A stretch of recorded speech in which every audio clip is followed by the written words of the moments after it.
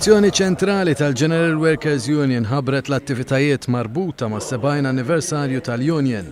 L-anniversarju se jkun qed ifakkar kemm il-General Workers Union dejjem kienet hemm mal-familji u l-ħaddiema Maltin. Fil-fatt, it-tema ewlenija ta' din is-sena hija Hemm Għalik. Is-Segretarju Ġenerali tal-General Workers Union, Tony Zarb, f'diskors qasir tkellem dwar il-Kungress Nazzjonali li se jsir bejn it-3 u l-4 Ottubru fit-Teatru tal-Union. Qal li din is-sena hija waħda importanti għax ħatati prova li l-General Workers Union qiegħda hawn u ser tibqa'. Żied jgħid li għalkemm għaddew 70 sena il-Union dejjem żammet mal-prinċipji sodi tagħha u dejjem kienet hemm bissawret l-istorja tal-ħaddiem Malti.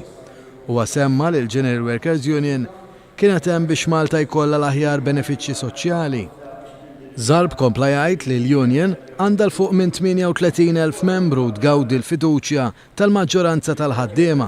Dwar l-attivitajiet li se jfakru s-70 anniversarju, ingħataw dettalji dwar seminar li ħajsir għal pensjonanti fil-11 ta' Settembru u ieħor li ħajtratta l-faqar f'pajjiżna. Fost attivitajiet oħra li se jsiru, il-General Workers Union se tieħu sehem fil-Fiera tal-Ktieb u waqt in-Notte Bjanka.